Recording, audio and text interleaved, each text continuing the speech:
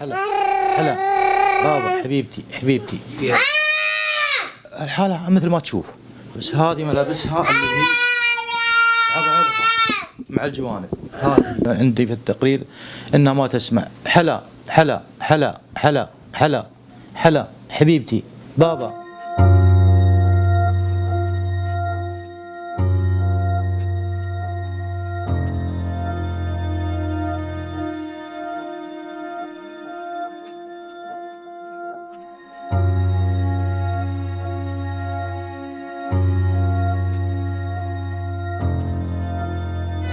هذا تعال حبيبي بابا حبيني.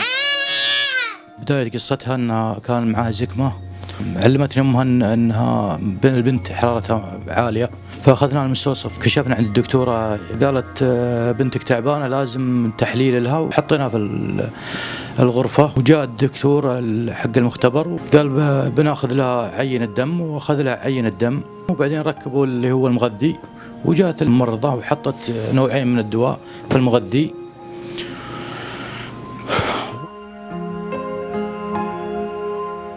بعد 20 دقيقة لاحظت سواد فم البنت، شفايفها عضت في السلك حق المغذي، ما قدرت أفك فمها من السلك، تشنج. ما رحت للدكتورة وبلغتها، وجات عند البنت وقالت لها هذه ما تستقبل علاج، لازم تاخذها توديها مستشفى عام. قلت ما أخذها أنا، لازم أنت تودينها بإسعاف.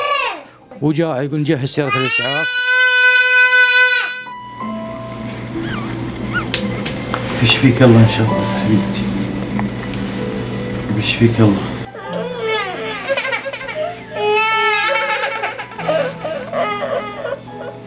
استقبل الدكتور مازن المباركي مستشفى الثغر العام تبع وزارة الصحة. على طول حللها، لقى السكر 1016.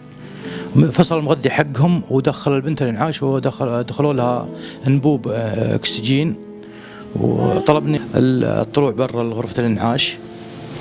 وطلعت رجعت ولقيت مدخلين انبوب، وقال بنتك يعني اطلب الله ان الله ان شاء الله انه يحييها، يعني بنتك. جلست في العناية المركزة في غيبوبة اسبوعين، وبلغني الدكتور استشاري الاطفال ان هذا قضاء الله وقدره، وبنتك يعني خلاص ارض بالواقع.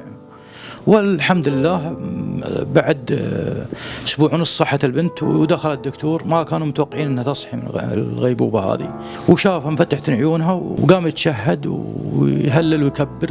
قال ان سبحان من احياها بعد ما ماتها، لان بلغني السكر 1000 خلاص، هذا يعني اعدام ما عاد فيها. وشوف اي مستشفى انا بنرسل لها، وارسلوا لانقاذ حياه لجميع مستشفيات جده، من الحكومي ومن الخاص. كل المستشفيات رفضوها. الآن في التنويم لا تسمع، ما تتكلم، ما ترى. حسب التقرير المريضة من الناحية السريرية قد فقدت قدراتها المعرفية والبصرية والكلام والسمع وبعض الحركات، بالإضافة إلى ذلك لديها سلوك غريب اللي أنتم شايفينه الآن. لذا فإن حلا بحاجة إلى العلاج في مركز صحي من الدرجة الثالثة. كان ما عندها شيء، استهتارهم صارت بالحالة هذه. وما نقول غير حسبنا الله في من كان تسبب في أرواح الناس.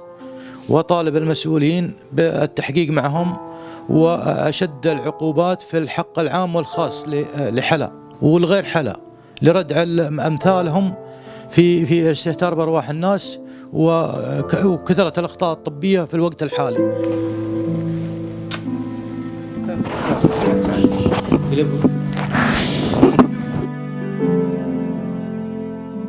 الحمد لله.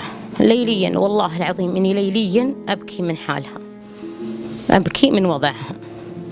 الآن يعني تعبر عن مشاعرها هي كيف، تعبر عن يعني ألمها، ألم السكر هذا اللي فيها، تعبر عنه بإيش؟ بالعضعضة. جسمي كله تعضعض ملابسها.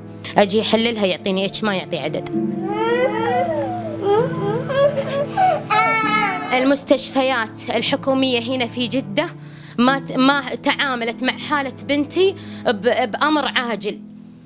أناشد الملك سلمان، وناشد محمد بن نايف، وولي العهد، وناشد متعب بن عبد الله إنه يفزع الحلا.